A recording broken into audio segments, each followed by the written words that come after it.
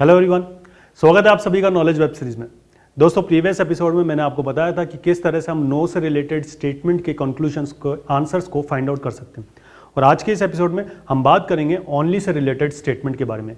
यानी कि अगर एग्जामिनर आपको दे कि ओनली ए आर बी, यानी कुछ इस तरह से स्टेटमेंट, यानी कि जहां पर वो ओनली टर्म का यूज करे, तो वहां पर हम किस तरह से कंक्लूजन्स को फाइंड आउट कर सकते हैं। तो सबसे पहले हमें पता होना चाहिए कि इसका वेन डायग्राम किस तरह से बनेगा। तो ओनली ए आर बी का वेन डायग्राम कुछ इस तरह से बनेगा कि इस सर्कल में जो आपको दिख रहा है ये सब क्या है, यहाँ पर ए है, तो केवल ए ही बी है। यहाँ पर हमें स्टेटमेंट क्या कह रही है कि केवल ए ही बी है। तो केवल ए ही बी है, यानी कि ए के अंदर बी का सर्कल होगा, ए के अंदर बी का सर्कल होगा, केवल ए ही बी है। अब बी का लिंक किसी थर्ड वेन डायग्राम के साथ कभी नहीं होगा। ए का लिंक थर्ड वेन डायग्राम के साथ हो सकता है, बट बी का लिंक सिर्फ और सिर्फ ए के साथ ही होगा, क्योंकि यहां पर साफ साफ कहा गया है कि केवल ए ही बी है। अब और क्या क्या पॉसिबल वेन डायग्राम्स हम इसके बना सकते हैं। हम कुछ इस तरह से बना सकते हैं यहां पर कि जैसे ऑल ए आर बी, ये हमने एक वेन डायग्राम बनाया। अब इस केस में भी हमारी ये स्टेटमेंट सही होगी, क्योंकि इस स्टेटमेंट को पढ़ के देखें एक बार, केवल ए ही बी है, तो ये वाला केस भी सही है और ये वाला केस भी सही है। तो इसका मतलब हमारे पास दो केसेस बन गए। फर्स्ट केस ये होगा और सेकंड केस हमारे पास ये होगा। तो हमारे पास इस वेन डायग्राम के दो केसेस बनेंगे।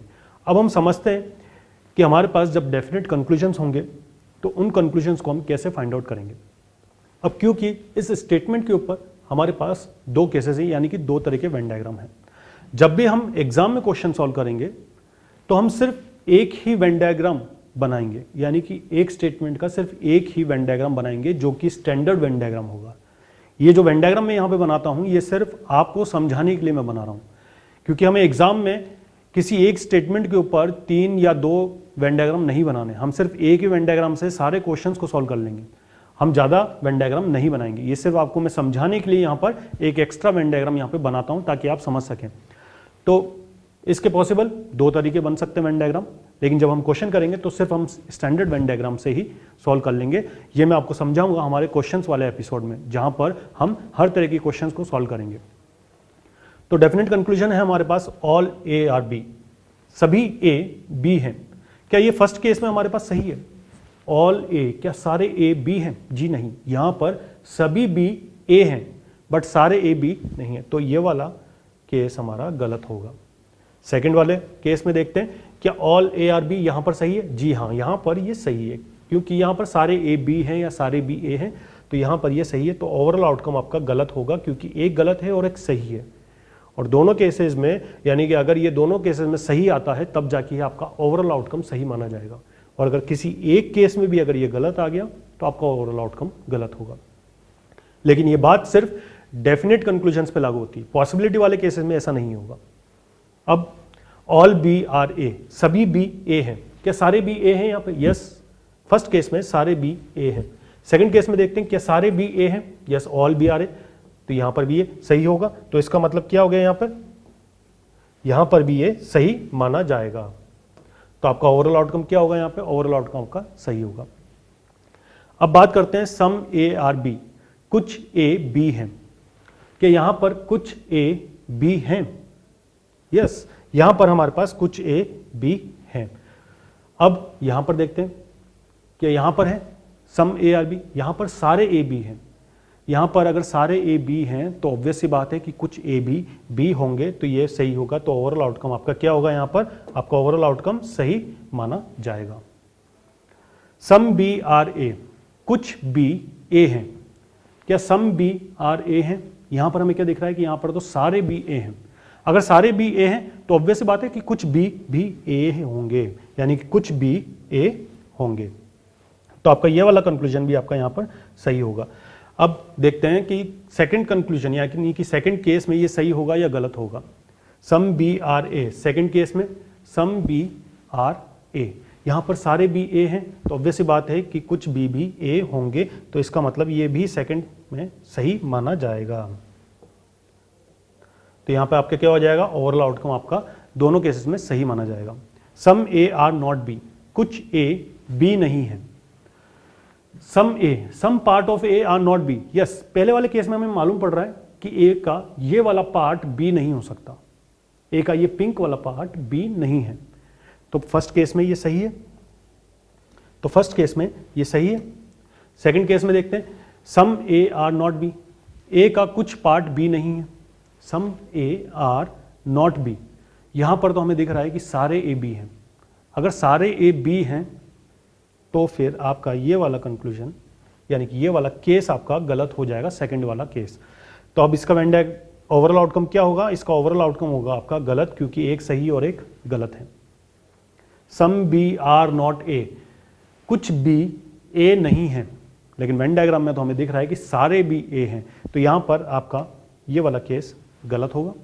सेकंड वाला केस देखते हैं, some B are not A, यहां पर भी ये गलत होगा, तो आपका ओवरऑल आउटकम भी यहां पर गलत माना जाएगा।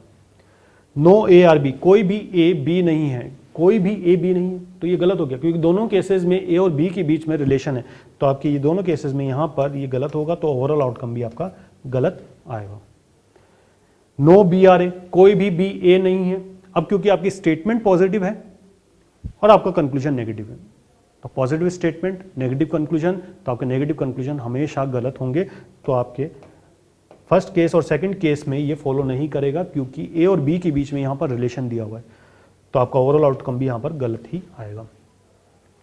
अब हम समझते हैं कि पॉसिबिलिटी वाले कंक्लूजन, यानी कि all A being B is a possibility, क्या ये सही होगा? अब यहां पर देखते हैं कि ऑल ए, क्या सभी ए बी हैं यहां पर? जी नहीं, यहां पर सारे ए बी नहीं हैं, तो यहां पर ये गलत हो गया पहला केस। सेकंड केस में क्या सारे ए बी हैं? यस, यहां पर है, तो इसका मतलब क्या हो गया कि एक जगह गलत है और एक जगह सही है, तो यहां पर पॉसिबिलिटी के चांसेस है, तो इसका मतलब आपका ये वाला कंक्लूजन यहां पर सही होगा।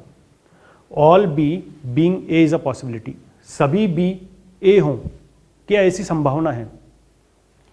सभी बी ए हैं, यहां पर तो हैं, तो यहां पर ये सही है, फर्स्ट केस हमारा सही है। क्या सभी बी यहां पर ए हैं? यस, यहां पर भी सही है, तो ये 100% श्योर है, यानी कि दोनों केसेस में सही आएगा।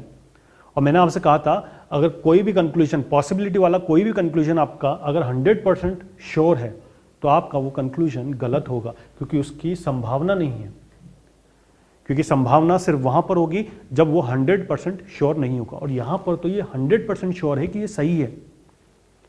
सम A being B is a possibility, कुछ ए बी हैं, यस यहां पर हैं, तो आपका फर्स्ट केस सही है। Some A being B, yes यहां पर भी है, क्योंकि सारे ए बी हैं, तो ऑब्वियस सी बात है कि कुछ ए भी बी होंगे, तो यहां पर भी आप 100% श्योर हैं कि ये है। लेकिन आपका कंक्लूजन क्योंकि पॉसिबिलिटी वाला है, तो आपका ये कंक्लूजन गलत हो जाएगा। Some B being A is a possibility, कुछ बी ए हैं, क्या ऐसी संभावना है? यस, यहां पर क्योंकि सारे बी ए हैं, तो इसका मतलब कुछ बी भी ए होंगे। यहां पर देखते हैं, some B being A, yes यहां पर भी सारे बी ए हैं, तो ऑब्वियस सी बात है कुछ बी ए होंगे, तो दोनों केसेस में ये सही है, तो ऑब्वियस सी बात है कि आपका पॉसिबिलिटी वाला कंक्लूजन गलत हो जाएगा। Some A not being B is a possibility, A का कुछ पार्ट क्या बी नहीं हो, ऐसा पॉसिबल है? यस, ए का ये पिंक वाला पार्ट, ये जो पिंक वाला पार्ट है ये बी नहीं है, तो यहां पर तो ये सही है। Some A not being B, कुछ ए बी ना हो, लेकिन यहां पर तो सारे ए बी हैं, तो आपका सेकंड केस गलत हो गया, तो एक केस आपका सही है और एक केस आपका गलत है, तो इसका मतलब इसके होने की संभावना है, क्योंकि आप यहां पर 100% श्योर नहीं है, तो इसकी पॉसिबिलिटी है कि ये सही हो सकता है। Some B not being A is a possibility, some B not being A, अब यहां पर हमें क्या दिख रहा है? सारे बी ए हैं, और हमसे कहा क्या गया है? Some B not being A, तो इसका मतलब क्या हो गया? आपसे कहा गया है यहां पर some B not being A, कुछ बी ए ना हो, और हमें तो वेन डायग्राम में दिख रहा है कि सारे बी ए हैं, तो इसका मतलब पहले वाले केस में तो ये क्या हो गया? गलत हो गया। सेकंड वाले केस में देखते हैं, some B not being A, कुछ बी ए ना हो, तो यहां पर भी ये गलत, क्योंकि यहां पर भी सारे बी ए हैं, तो दोनों केसेस में आपका ये गलत आ रहा है, यानी कि दोनों केसेस आपके गलत आ रहे हैं, इसका मतलब आपका कंक्लूजन भी गलत ही होगा। No A being B is a possibility, कोई भी ए बी ना हो, क्या ऐसी संभावना है? जी नहीं।